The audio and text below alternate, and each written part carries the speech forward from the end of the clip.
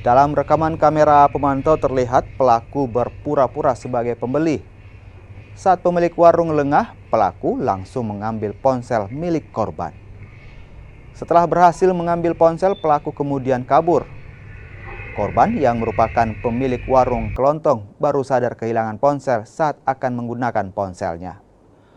Kasus ini pun langsung dilaporkan korban ke Polsek Makassar. Apa yang diambil itu, Bu? Dicuri? Cuman HP doang. HP mungkin, tak? Iya, mungkin sebetulnya permulanya rokok juga sih, tapi karena dia lihat, mungkin pertamanya dia niat belanja, karena dia sempat ambil minuman, saya lihat di CCTV. Iya. Dia sempat ambil minuman, pas mau bayar kah atau bagaimana, dia lihat orangnya lagi tidur, anakku yang laki-laki lagi tidur, ketiduran pas jam 7 pagi kan hari bulan puasa, Iya. pertama puasa.